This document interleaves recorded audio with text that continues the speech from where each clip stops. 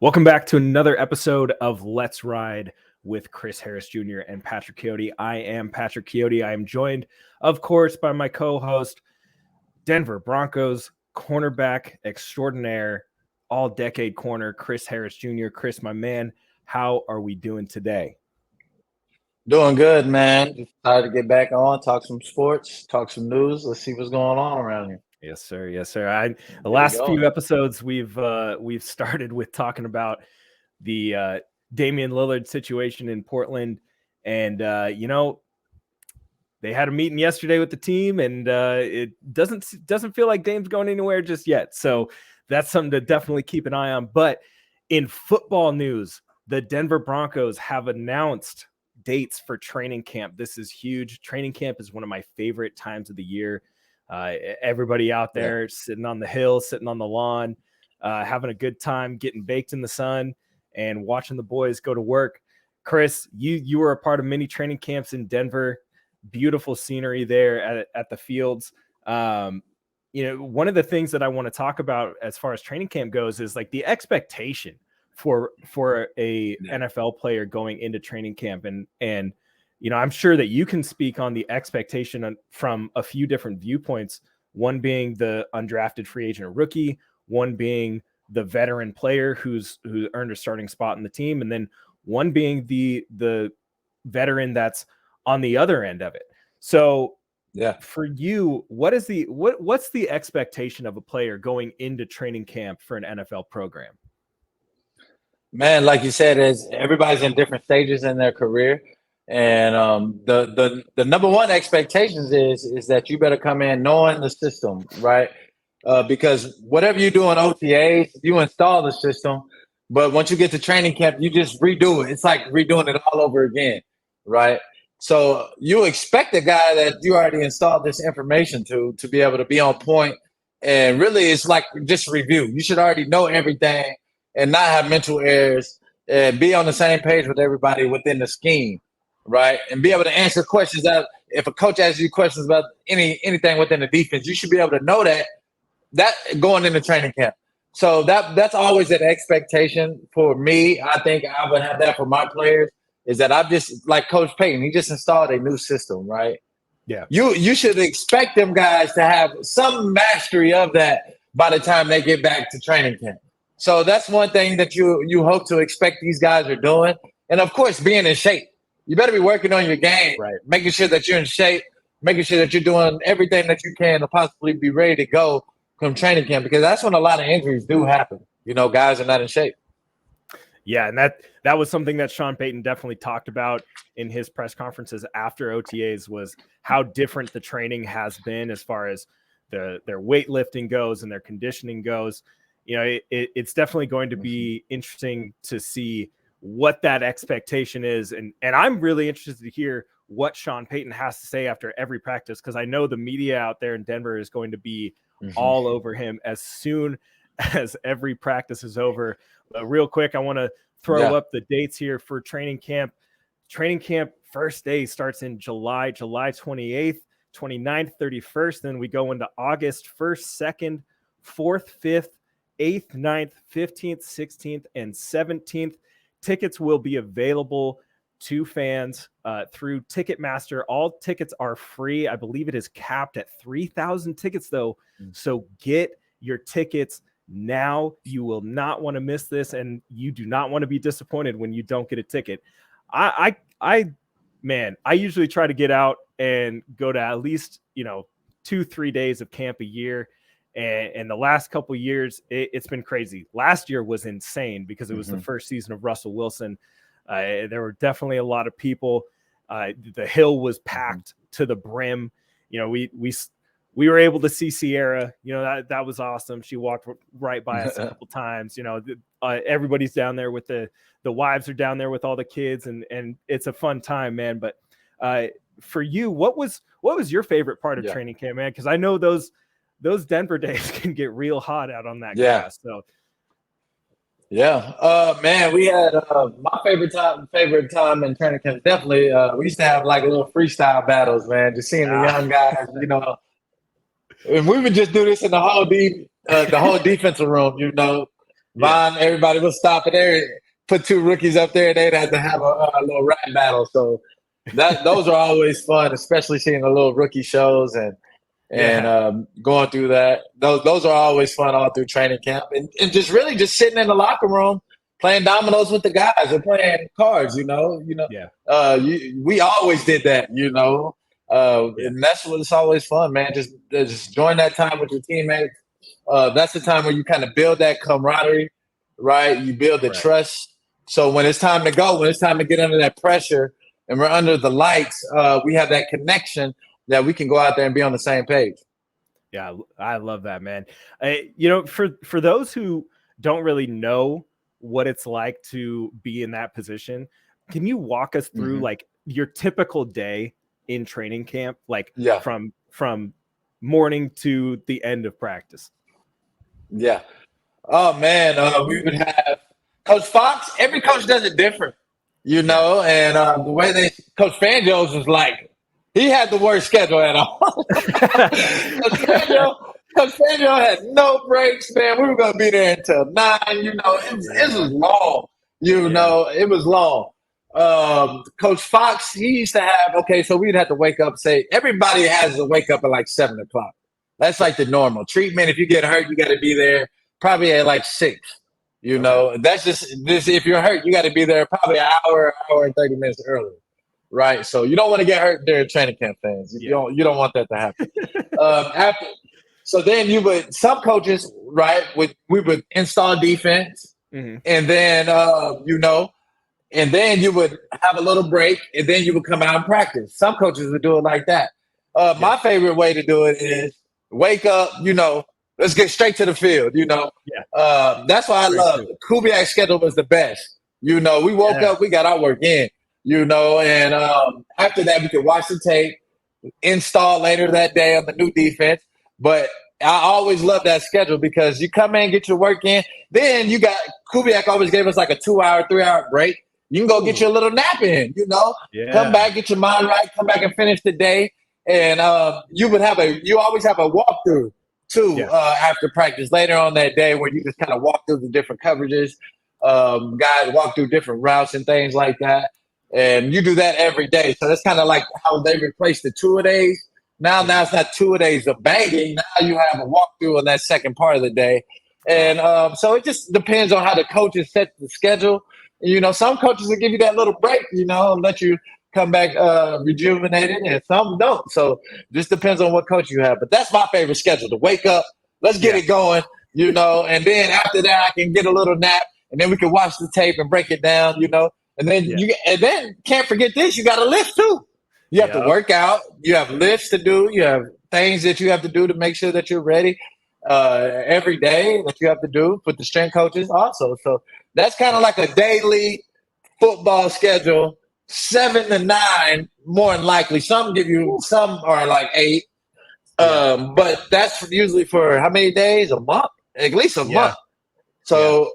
And then once you get to preseason, the schedule kind of tweaks a little bit, but you're still going hard, right? Just because you have a game, it's kind of like practice to the coaches, right? It's like a scrimmage. So it's not they're not treating it like it's a game, right? It's a game, but it's not like a regular season game with that impact. Yeah.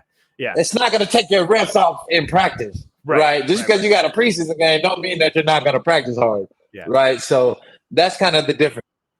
Now, is there a way in training camp? We always talk about in football, like it's way different when the pads come on, right? We spend OTAs in shorts and helmets, and there's a little bit of chippiness in OTAs sometimes, but when you get to training camp, it's a completely different animal.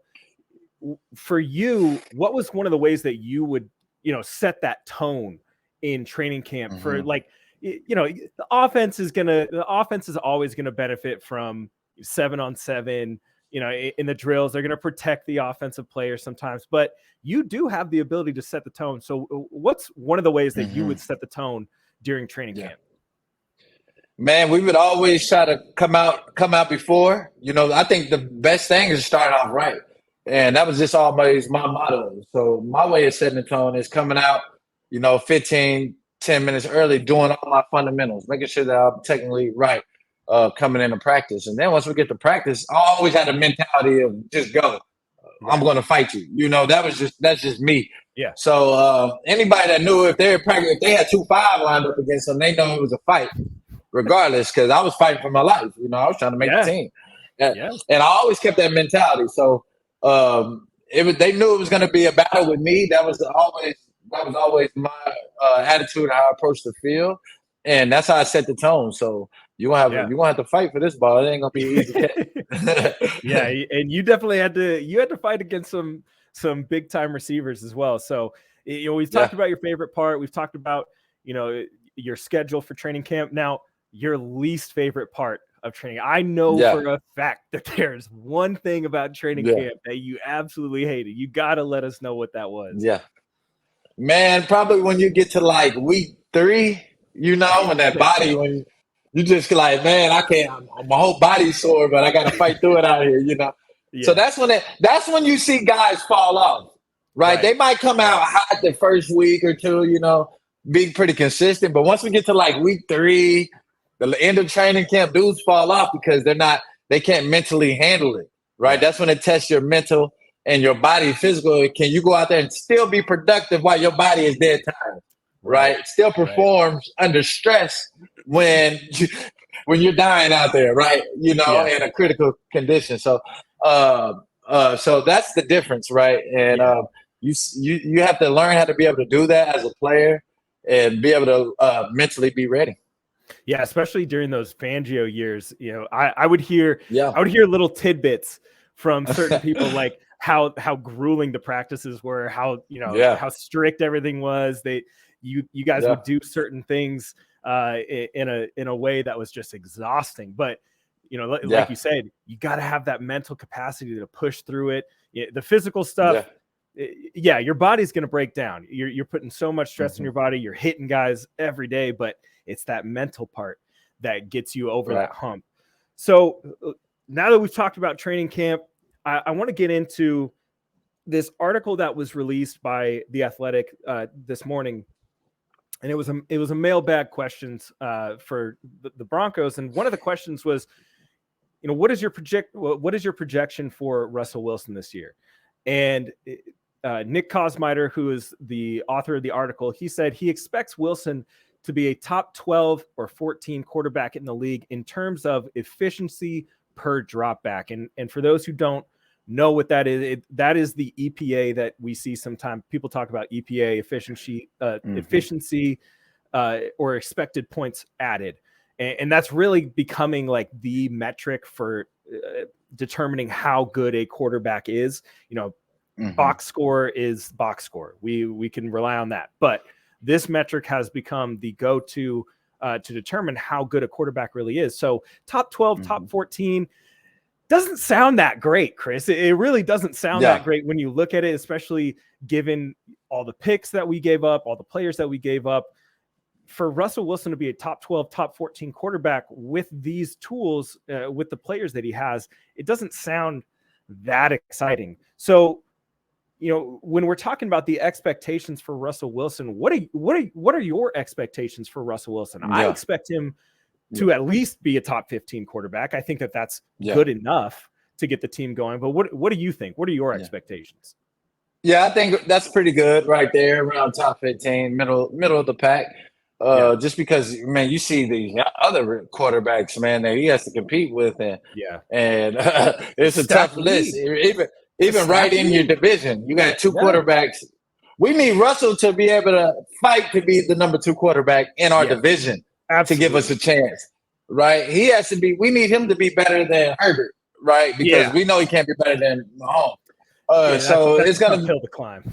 It's tough. That's a tough battle right there. Yeah. So that's what we're gonna take. We got to look in within our division first, because you win your division, you get first or second now in the AFC West. That might give you a chance to be in the playoffs now, right? First or second, you might have a great chance to make it in. And so that's what I'm seeing. I see him being a middle pack this year. Sean Payton's going to make it easier for him, right? He's going to find ways to get Judy the ball. Of course, we get Tim Patrick back. Last year I just seen so much play action. I say spread it out. Let Russell Wilson run and gun. Put him in some tempo situations. Get him out the pocket. Make things easy for him.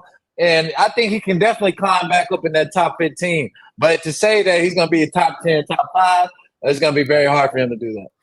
Yeah, that's going to be tough. And there's definitely going to be a lot of the younger quarterbacks from these last 2-3 years that are starting to come around. I mean, Justin Fields is one of those guys who, he's been in a really tough situation in Chicago, but he's definitely got the tools to be able to do that. They spent a lot of money. They traded for DJ Moore this offseason. Trevor Lawrence is starting to come around. I mean, his jump from his rookie season, I think we can just call his rookie season a wash because Urban was not doing any favors at all. But and then Daniel Jones as well. Daniel Jones had a huge year in New York last year.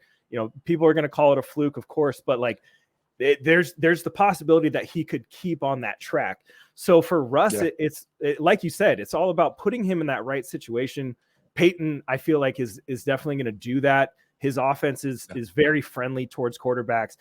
I think the biggest thing to wait and see is, are they going to hit the middle of the field more? That's something that he did a lot in New Orleans with Drew Brees. They ran a lot of dagger. Yeah. So, getting that big wide receiver going vertical, coming across that screams Jerry Jeudy. It screams Tim Patrick. Yeah. It screams Cortland Sutton.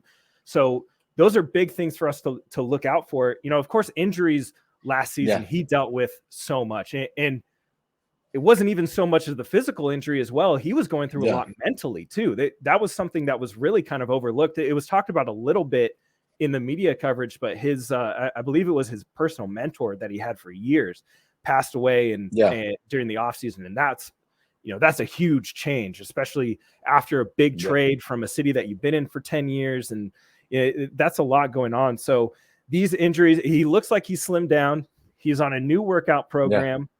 He's doing that slide, the slide thing between the dumbbells.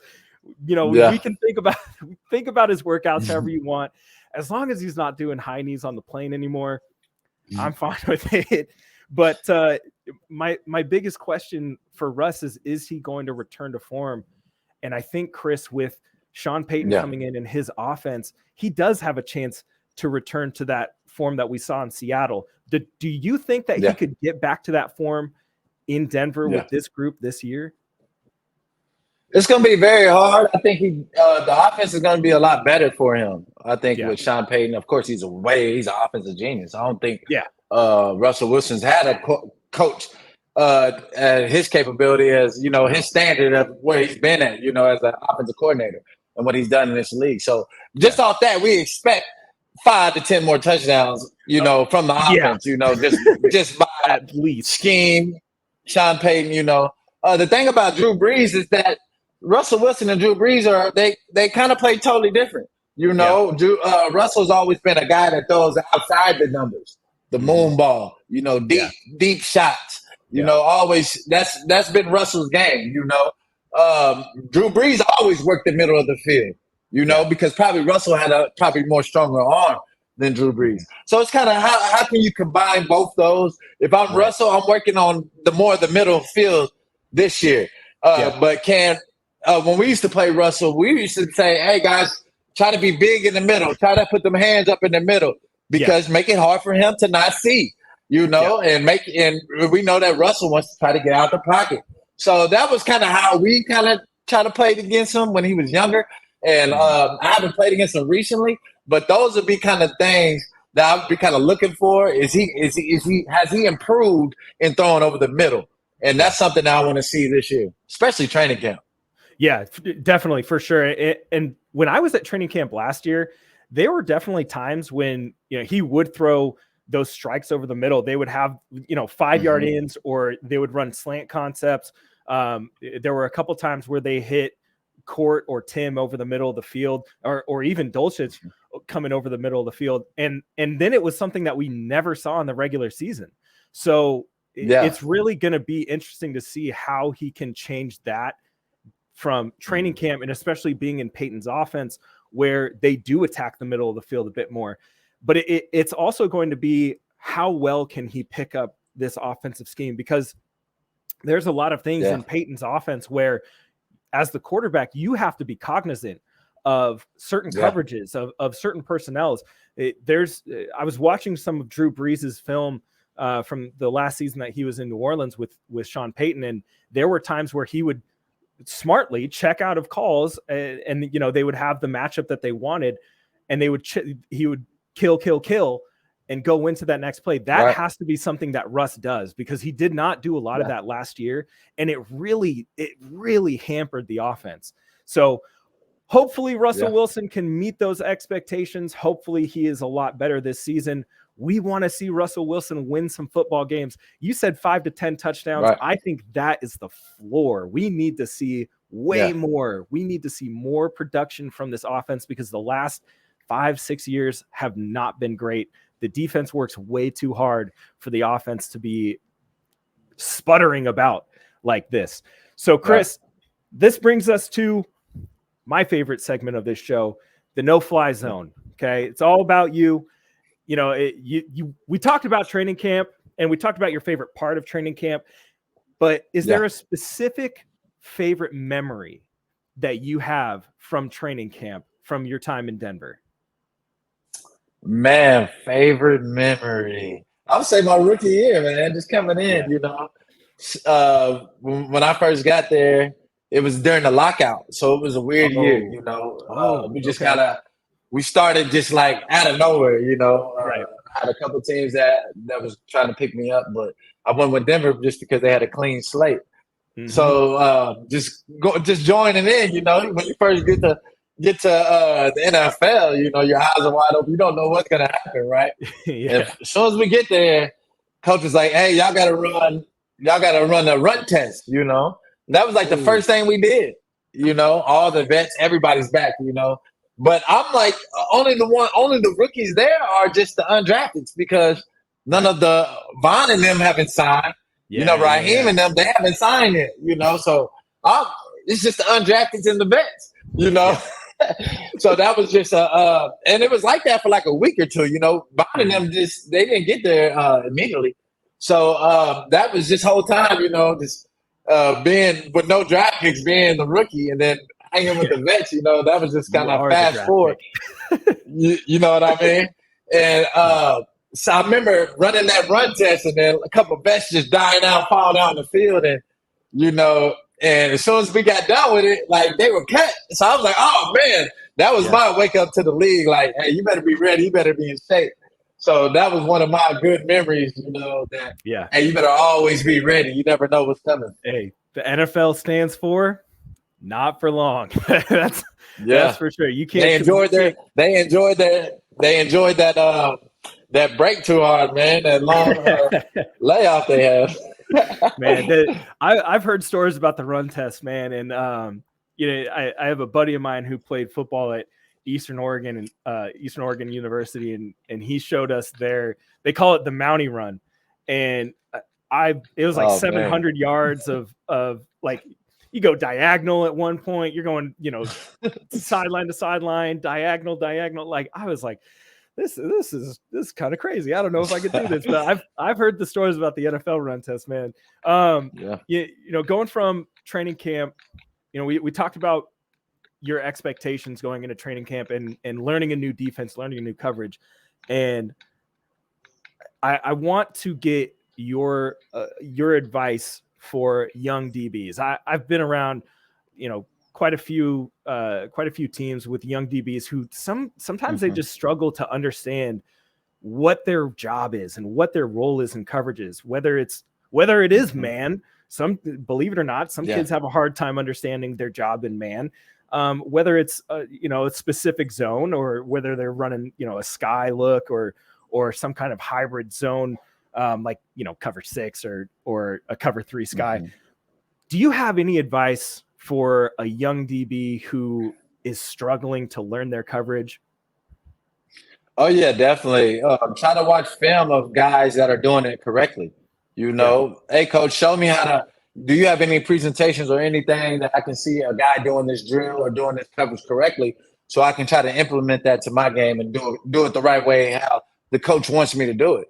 A lot of players are not coachable, right? They're not able to adapt to coaches. You know, I think in my career, I almost had a no DB coach almost every year, right? So you got to be able to adapt to your coaches, being able to adapt to how they want you to play in the scheme of their system, right? The techniques that they want you to do. It might be different from what I did 2 years ago.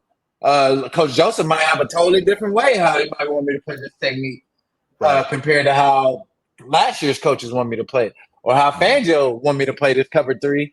Now it might be a true zone with Fangio, but with Coach Joseph, it's going to be a match cover 3. We're going to play this like man. We want you to squeeze tight to the man on any verticals, right? So you got to be able to understand. You got to be coachable and understand exactly what your coach is asking you to do within that scheme, within the play call, within that system, and understanding what everybody around you is doing. That's when you go to the next level, right? When I can start, bam, I know what you're doing, my linebacker. I'm working with Danny Trevathan or something. I know what you're doing, right? I got my safeties back here. I know what you're doing. I'm talking to Keem and Roby. Like, you got to be able to understand what everybody's doing on the field. And once you're able to get to that, then you can be at that elite level on understanding the game and the schemes and how teams want to attack you. Yeah. Hopefully I was able to answer that. Yeah, no, that's a perfect answer. Yeah, I've definitely used your some of your tape for teaching, trail technique, going under the, chasing a guy who's running a drag route. Some of your tape is teach tape as far as staying on the hip, getting your hand across. You were probably one of my favorite guys to watch as far as staying on the hip, tracking the hip of the receiver and getting that front hand across. One of the most simple things for a DB to do, but you would never believe the amount of kids who just have a hard time understanding where to put their hands, where their body needs to be. If they're playing in trail, where are their eyes supposed to be? What are they supposed to be looking at? How can they punch through the ball correctly? And so that's probably one of the best pieces of advice that I've heard. Just watch tape on the pros. They know how to do it correctly.